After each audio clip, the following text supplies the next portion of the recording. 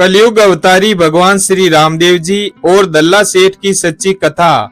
मध्य प्रदेश के मोहनगढ़ गांव में एक सेठ रहता था जिसका नाम दल्ला सेठ था। सेठ के घर धन की कोई कमी नहीं थी। दल्ला सेठ भगवान रामदेव जी का परम भक्त था।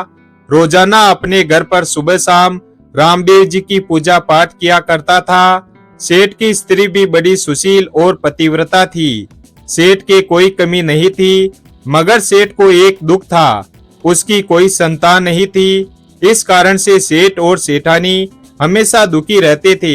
अगर घर में बालक नहीं होता है तो माता पिता उदास ही रहते हैं। एक दिन भगवान रामदेव जी ने सेठ पर कृपा की और साधु का रूप बनाकर सेठ के घर पर अलख जगाई। तब सेठानी भगवान रामदेव जी को साधु समझकर भिक्षा देने दरवाजे पर आई। सेठानी के चेहरे पर उदासी देखकर साधु ने पूछा कि हे बहन, तुम्हारे ऊपर भगवान की दया है, तुम्हारे घर धन की कोई कमी नहीं है, फिर भी तुम्हारे चेहरे पर उदासी क्यों है?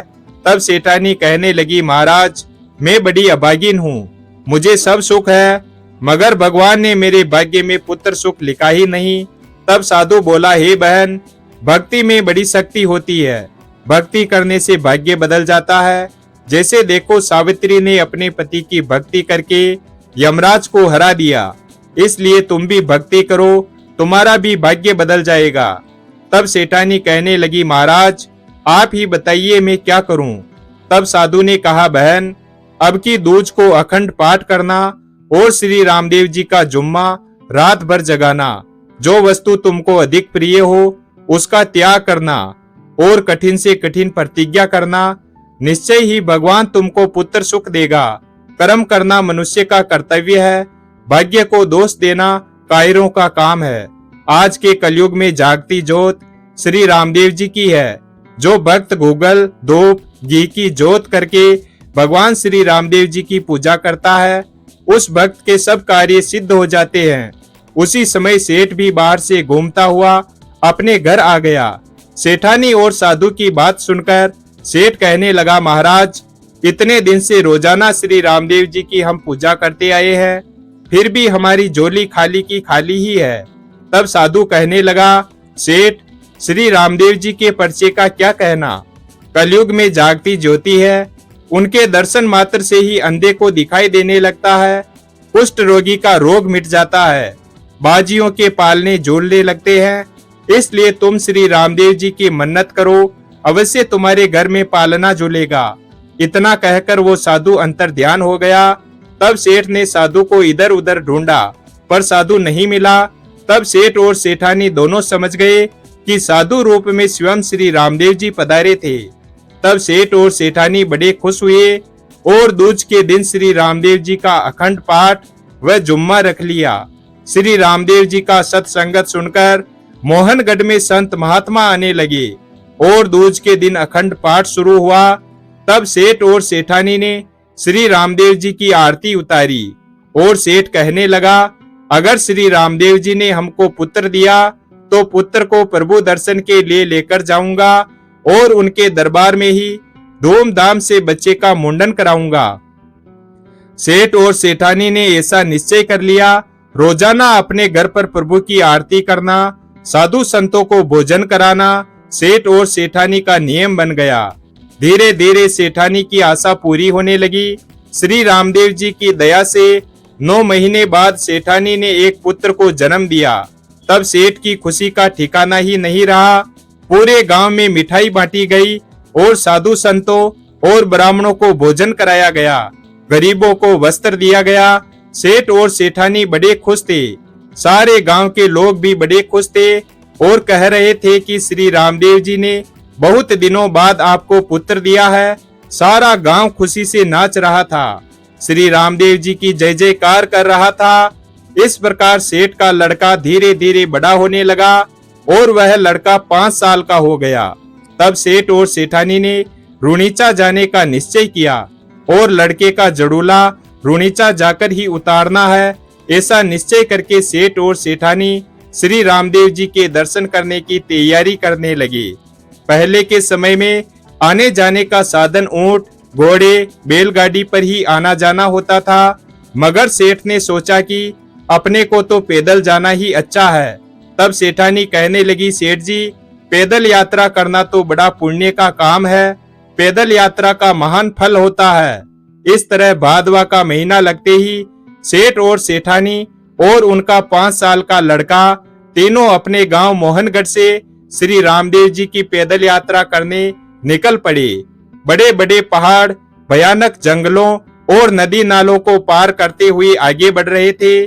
चलते चलते ब्यावर से आगे बर के पहाड़ पर आए। वहां पर एक गांव देखकर तीनों प्राणी ठहर गए।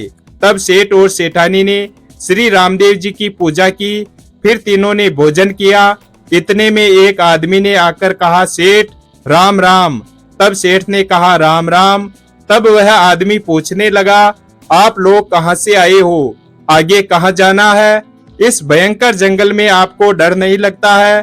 तब सेठ ने कहा, जिनकी रक्षा करने वाले रुणीचा के राजा श्री रामदेव जी साथ में हो, उनको डर कैसा? हम लोग उन्हीं प्रभु के दर्शन करने रुणीचा जा रहे हैं और मेरे बच्चे का मुंडन उन्हीं के दरबार में होगा। तब उस आदमी ने कहा, सेठ जी, बड़ा अच्छा हुआ, मैं भी श्री रामदेव जी का भक्त हूँ, मुझे भी रुणीचा जाना है। मेरी भी कई दिनों से इच्छा थी कि मैं श्री रामदेव जी की समाधि के दर्शन करूं। अब आपका साथ मिल गया तो बहुत ही अच्छा हुआ। 2 से 3 भले और 3 से 4 भले। तब सेठ ने कहा, ठाकुर साहब, हमारा और आपका साथ नहीं हो सकता, क्योंकि हम लोग इज्जत से बहुत डरते हैं। मेरे साथ स्त्री है। अगर आपको चलना हो तो आपको मेरे इष्ट देव, अंधों को आंखें देने वाले, कोड़ियों का कलंक मिटाने वाले, कलयुग के अवतारी श्री रामदेव जी की सौगंध खानी पड़ेगी। आपके और हमारे बीच में श्री रामदेव जी है, जिनकी हम यात्रा को जा रहे हैं। अगर आपको श्री रामदेव जी के दर्शन करने हैं तो आपको सौगंध तो खानी पड़ेगी। अगर आप सौगंध खाते हो तो हम आपका विश्वास करते हैं। तब वो आदमी कहने लगा, सेठ जी, विश्वास कीजिए, मैं भी श्री रामदेव जी का भक्त हूँ, मैं भी भगवान के दर्शन करना चाहता हूँ।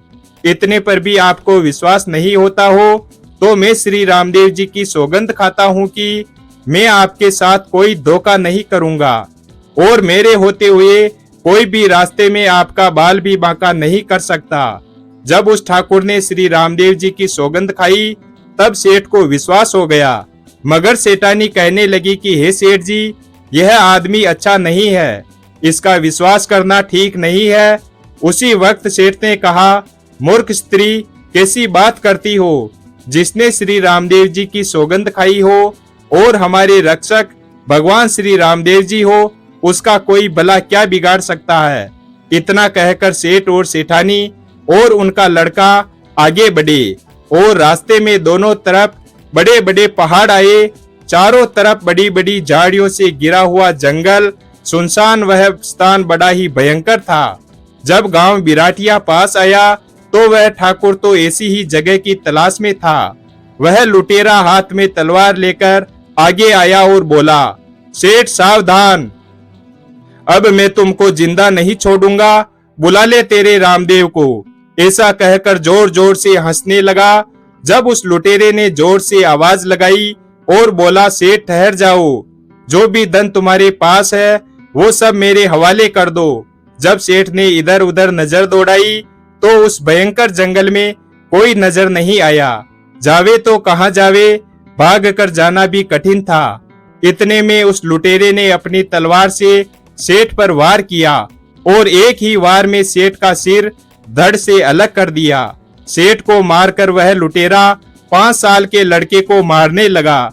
तब सेठानी ने अपने बच्चे को गोद में छुपा लिया और सेठानी हाथ जोड़कर आंखों में आंसू भरकर कहने लगी, ठाकुर साहब, मेरा सारा धन ले लो, लेकिन मेरे बच्चे को मत मारो।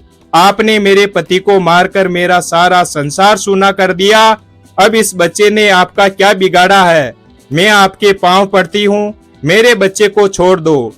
अब लुटेरा कहने लगा कि हे सेठानी, तुमने मुझको क्या समझ रखा है? तुम मुझे यह धन दान में दे रही हो। हम कोई साधु संत या ब्राह्मण नहीं है जो तुम हमको धन दान में दे रही हो। हम तो लुटेरे हैं, इसलिए हम लूट कर ही जबरदस्ती से सारा माल लेते हैं। जब सेठानी ने रोते हुए कहा कि इस बच्चे को छोड़ दीजिए। उधर माँ की गोद में वह बालक डर के मारे चिल्ला रहा था। तब लुटेरा कहने लगा, इस बालक को छोड़ देता हूँ, पर यह सारा धन और तुम्हारे गहने सब उतार कर मुझे दे दो। सेठानी ने सारे गहने उतार दिए और सब धन लुटेरे के हवाले कर दिया। तब वह लुटेरा सारा धन लेकर भाग गया और सेठानी भय के मारे मूर्छित होकर गिर पड़ी। बालक पास में बैठकर रोने लगा। तब माँ ने अपने बालक के रोने की आवाज सुनी और होश में आई। जब सेठानी को होश आया तो अपने पति की लाश को देखकर सेठानी फूट फूट कर रोने लगी और श्री रामदेव जी को पुकारने लगी, हे प्रभु, आप तो दया के सागर हो। आपने ही बोईता राज सेठ की नाव को सागर से बचाया था। इस भयंकर जंगल में मुझे रास्ता ही दिखाई नहीं दे रहा। सो हे प्रभु, अब आप ही मुझे रास्ता दिखा सकते हो। हे कृपा निदान, इस कष्ट से आप ही मुझे मुक्त कर सकते हो।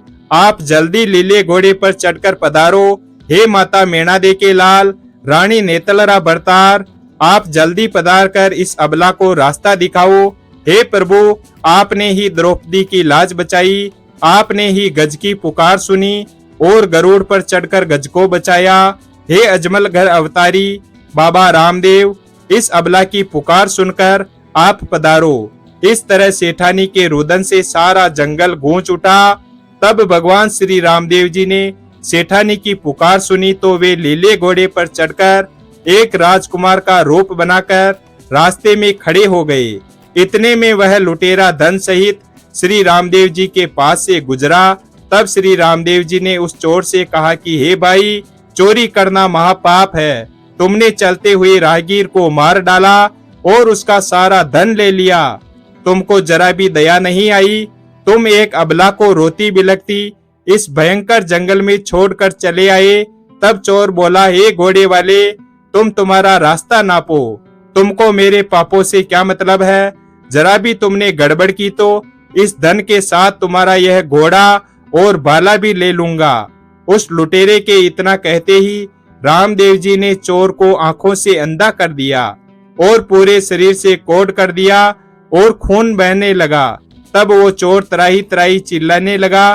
तब श्री रामदेव जी ने लुटेरे से सारा धन ले लिया और सेठानी के पास आए और रामदेव जी बोले, हे सेठानी, यह लो तुम्हारा धन जो चोर लेकर गया था। तब सेठानी ने भगवान श्री रामदेव जी को प्रणाम किया और हाथ जोड़कर कहा कि हे प्रभु, पति के बिना स्त्री का जीवन सूना होता है। यह धन मेरे किस काम का? मैं वापस मेरे गांव मोहनगढ़ जाऊंगी तो लोग मुझसे पूछेंगे कि तेरा पति कहाँ है, तो मैं क्या जवाब दूंगी? इससे अच्छा तो यह है कि मेरे पति के साथ ही अपने प्राण त्याग दूं। तब श्री रामदेव जी ने कहा, सेठानी उठ, तेरे पति का सिर धड़ से जोड़ दे, तेरा पति जिंदा हो जाएगा।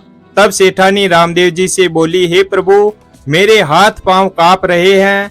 मैं मेरे पति के वियोग में रो रो कर दोनों आंखें मेरी सूज गई। इनसे कुछ दिखाई नहीं देता। प्रभु, मेरे पति को आप जीवन दान दीजिए। तब भगवान श्री रामदेव जी अपने लीले घोड़े से नीचे उतरे और सेठ का सिर कटा हुआ पड़ा था, उसको उठाया और धड़ के पास लगा दिया। उसी वक्त सेठ उठकर बैठ गया जैसे कि कोई आदमी नींद से जागा हो। सेठानी की भी आंखों की रोशनी वापस लौट आई। तब सेठ और सेठानी ने उठकर श्री रामदेव जी को प्रणाम किया और भगवान के चरणों में गिर पड़े। भगवान श्री रामदेव जी ने आशीर्वाद दिया और कहा कि हे सेठ, तुम सदा के लिए साधु संतों की सेवा करते रहना, मैं तुम्हारे साथ हूँ। अब तुम यहीं से अपने गांव वापस चले जाओ, मैंने तुम्हारी यात्रा मान ली। ऐसा कहकर भक्त वत्सल भगवान श्री रामदेव जी अंतर्ध्यान हो गए। तब सेठ कहने लगा, हे प्रभु, आप यह कैसी बातें करते हो?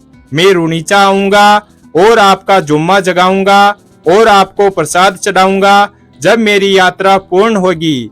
तब सेठानी बोली, हे प्रभु, मैं आज ही प्रतिज्ञा करती हूँ कि जिस जगह मेरा पति मारा गया था उसी जगह मैं आपका मंदिर बनाऊंगी। ऐसा कहकर सेठ और सेठानी अपना सारा धन लेकर आगे बढ़े और रुनीचा पहुँचे और बालक का सिर मुंडन कराया और बाबा की समाधि के दर्शन किए और श्री रामदेव जी के चरणों में शीश झुकाया और साधु संतों को भोजन कराया। श्री रामदेव जी महाराज का जुम्मा जागरण जगाया। इस प्रकार सेठ और सेठानी कुछ दिनों तक रुणीचा में रहे और उसके बाद वापस अपने गांव मोहनगढ़ पहुंचे। गांव पहुंचकर सभी गांव वालों को भोजन कराया, भगवान श्री रामदेव जी की पूजा की और सेठ वापस बिराटिया गांव आया। वहां पर जिस जगह सेठ को चोर ने मारा था उसी पहाड़ी पर श्री रामदेव जी का मंदिर बनवाया, जो आज भी वह मंदिर बिराटिया गांव में बना हुआ है। वहां पर भी माघ महीना और भादवा के महीने में बड़ा भारी मेला लगता है और लाखों यात्री दर्शन के लिए आते हैं। जो भी यात्री सच्चे मन से बाबा की यात्रा करते हैं उनकी मनोकामनाएं अवश्य पूरी होती है। वीडियो अगर पसंद आया हो तो वीडियो को लाइक और हमारे चैनल शिव भक्त को सब्सक्राइब करें और अपने दोस्तों के साथ शेयर करें। धन्यवाद। और कमेंट बॉक्स में जय बाबा रामदेव की अवश्य लिखें।